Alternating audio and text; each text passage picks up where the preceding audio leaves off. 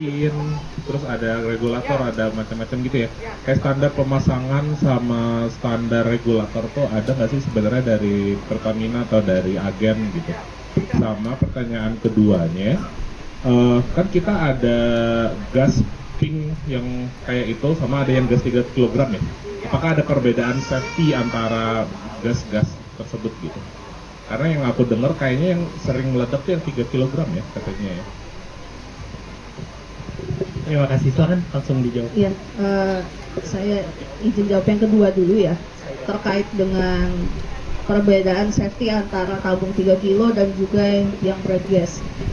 Jadi perbedaannya adalah dari valve yang di sini. Kalau bright gas ini kita pakai yang namanya double spindle. Double spindle itu dia kalau misalkan kan ada colokan ya, kalau nggak salah di dalamnya ini. Kalau misalkan dia fail, masih ada satu lagi. Jadi sehingga yang di dalam untuk potensi kebocoran itu semakin minim. Kalau yang 3 kilo itu dia hanya spindle-nya hanya satu. Jadi kalau misalkan sudah keseringan, biasanya muternya ya, rolling ya, keseringan, ini kan loss dia di dalamnya, sehingga kemungkinan bocor itu lebih tinggi. Makanya kalau kemungkinan bocornya lebih tinggi, begitu ada sumber panas, sudah kemungkinan kebakarannya lebih cepat itu. Jadi memang dari segi safety, bright gas ini lebih safety karena yang satu adalah produk subsidi, yang satu adalah memang ini produk komersial kita. Makanya kita bedakan dari sisi safety-nya. Lalu terkait dengan peralatan ya, peralatan dipraktekkan oleh Pak Wawan. Jadi komponennya adalah yang pertama apa Pak? Yang pertama regulator, harus ada cincinnya, cincin pengaitnya harus ada. Dan pemasangannya itu ini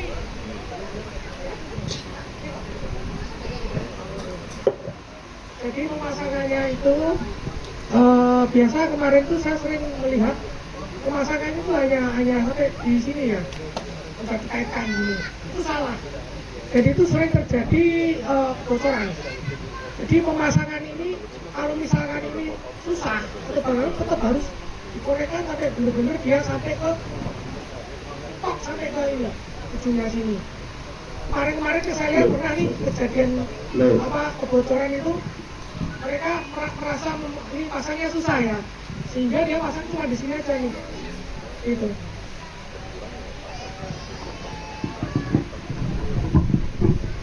Nah, jadi mereka kesusahan masang nih di sini, ya kan, sehingga dia pasangnya cuma sampai paling tengah-tengah gini, udah dikunci. Set. Tapi ternyata apa yang terjadi ini tetap ada kebocoran. Jadi ini tidak disarankan ya kalau pemasangan seperti ini, maupun di regulator dan maupun di ujung untuk kompornya. Jadi harus benar-benar sampai ke dalam mentok. Kita lilitkan, terus ini kita pakai obeng. Kita obengkan di tengah-tengah sini ya. Itu benar-benar sampai kencang. Apabila ini terjadi ada dua kemungkinan juga, kalau dikencengin gini dia muter terus, itu berarti tandanya gol. Nggak boleh. Ini nggak bisa. Nah ini benar-benar terkunci. Jadi tidak ada yang namanya muter terus. Oke. Kita pastikan ini aman. Seperti itu. Yang di ujung regulator maupun yang di ujung kompor, pastikan dia masuknya rapat seperti ini. Gitu. Dan ini sudah bisa digunakan. Terus untuk mengetahui kebocoran atau tidak, kita pertama ya kita pembelian seperti biasa kita cek ininya, kapsilnya. Terus nanti sebisa mungkin itu kapsil jangan dibuang, kapsil tetap disimpan. Nanti misalkan sampai ini terjadi sesuatu yang tidak baik, misalkan ini bocor atau gimana, nanti bisa komplain melalui dengan kita melihat si kapsil ini produk asli atau tidak. Itu.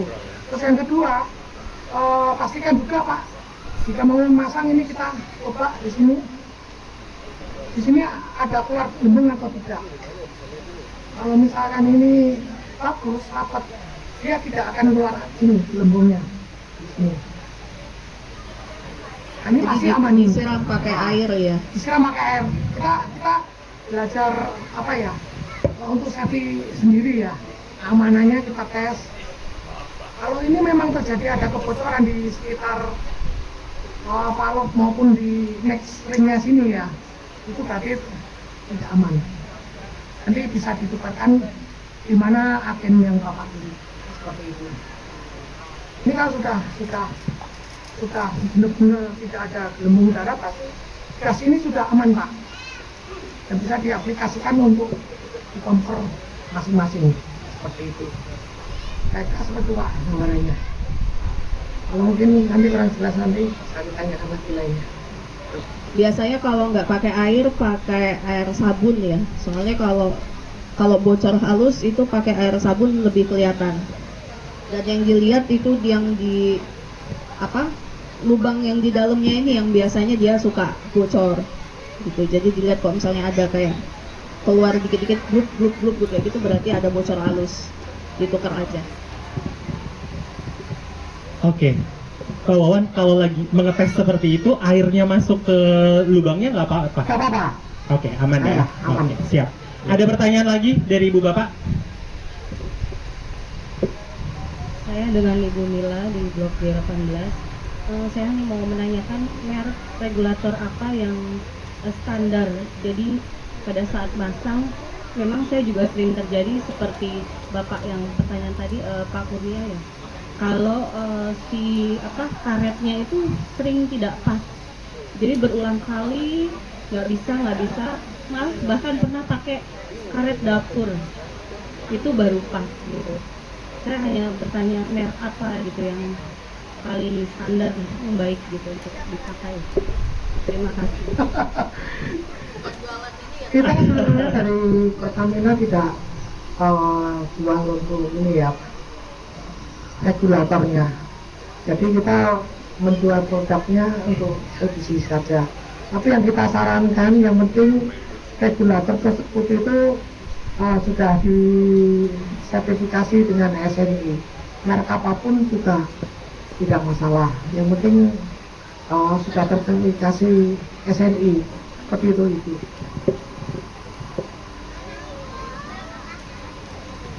Oke, silakan.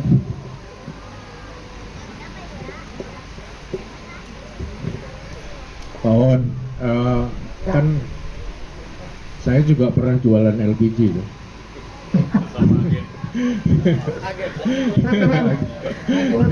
Tapi karena saya kecapean jadi saya berhentiin. Pertanyaan saya, kan waktu regulator itu dimasukkan ke valve, itu suka nggak masuk, selalu longgar, atau enggak waktu dinyalain itu nggak gasnya nggak keluar. Terus biasanya pakai karet gelang di valve-nya itu dililit karet gelang, terus baru regulatornya dipasang cocok. Pertanyaan saya, apakah berbahaya apa enggak pakai karet gelang itu untuk supaya regulatornya itu nggak goyang? Karena yang kenyataan di lapangan itu regulator itu nggak selalu cocok sama valve-nya. Valve-nya itu kan produknya macam-macam tuh dari vendor-vendor macam-macam. Ada yang nggak standar, sehingga waktu regulator itu dimasukin dia nggak bisa masuk, goyang-goyang lah, inilah itulah gitu loh. Makanya terus pakai karet. Nah pertanyaan saya, apakah itu aman apa enggak? Karena karet itu kan kalau kena, kok jadi saya guruin ya? Kalau karet kena gas itu kan lama-lama karetnya akan leleh gitu. Itu aja pertanyaannya. Terima kasih. Menurut saya Pak, tetap bahaya Pak. Jika regulator di nextnya ini kasih karet-karet gitu ya, itu menurut saya tetap bahaya. Karena Pak, kalau sudah kendor Tapi kelihatannya juga regulator sudah ada umurnya juga. Karena kan ini kan sifatnya kan kita bongkar pasang Pak. Jadi lama-lama mungkin ada keharusan di sekitar lubangnya regulator ini, sehingga suatu saat dia akan tidak rapat ya, bentang-bentang gitu ya. Kita sarankan lebih baik kita mengingat, kapan terakhir saya beli regulator ini. Jadi menurut saya lebih baik, sudah cukup lama nih, sudah tahun lebih atau mungkin bahkan 2 tahun 3 tahun, saya sarankan dengan diganti Pak, seperti itu. Atau nyetok ini juga bisa Ya, di rumah nyoba ada. regulatornya berbagai macam merek gitu. Kalau misalkan ketemu yang beda, jadi ada yang gantinya. Mungkin ada yang mereknya ini atau Ya, lebih pas atau enggak, tapi ya. sebenarnya secara general sih lebih kepada umur regulator gitu. Seperti itu. Oke, ada pertanyaan lagi?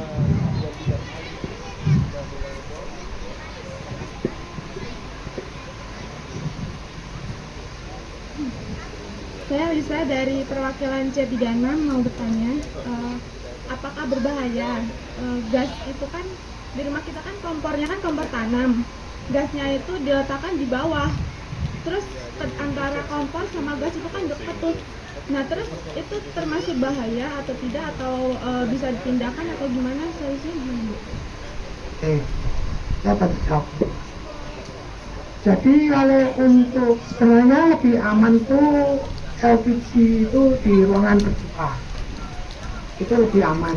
Jika terjadi kebocoran, dia tidak terakumulasi di dalam kitchen set itu ya. Biasanya kan mereka persiapan lebih rapi, tidak kelihatan, dimasukkan dalam kitchen set.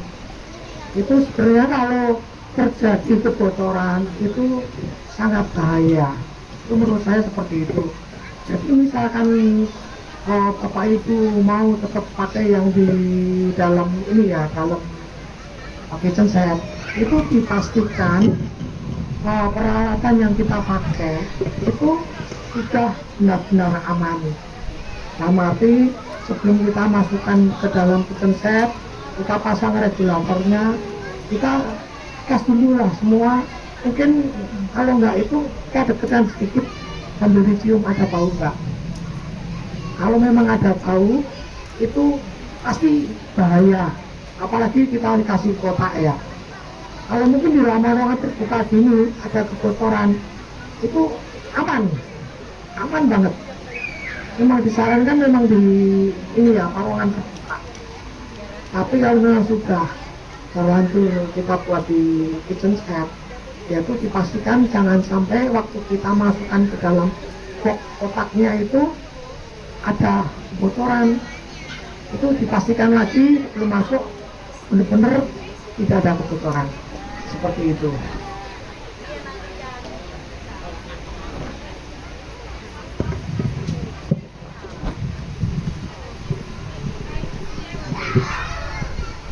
Ya soal pemasangan gas itu kan biasanya kan bunyi ngedesis terus. Kalau misal udah udah pakein ganti karet, udah di biasanya juga pakai karet dapur itu juga udah, tapi tetap aja itu gimana? Telepon satu dari rumah juga bisa. Ya, Terus kedua, soalnya si regulatornya udah pernah diganti, belum lama diganti. baru juga Iya. telepon agen yang terdekat. Ibu yang belinya di mana? Itu. Ya belinya di mana, nanti kalau ada keluhan di mana yang ibu beli itu harusnya mau membantu. Itu kewajiban sebagai agen yang mengirimkan barang tersebut. Seperti Terima itu. kasih. Baik, waktunya masih ada. Bapak Ibu ada yang bertanya? Oke, masih. Kalau bisa pertanyaannya berbeda. Ya, kami dari E57 ingin bertanya. Kebanyakan yang kami tahu itu suka memakai karet dapur itu untuk mengelilingi gas itu. Itu apakah aman atau tidak, atau sebaiknya tidak perlu gitu? Tadi sudah Pemakaian karet dapur itu. tadi sudah ditanyakan oleh Pak Eri juga ya, pertanyaan tersebut. Kita sarankan tetap jangan Bu.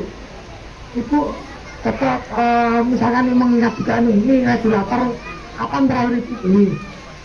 Terus kedua, jika memang itu tetap tidak bisa dengan regulator yang pernah diganti baru, nanti Ibu bisa kontak agen yang Ibu beli.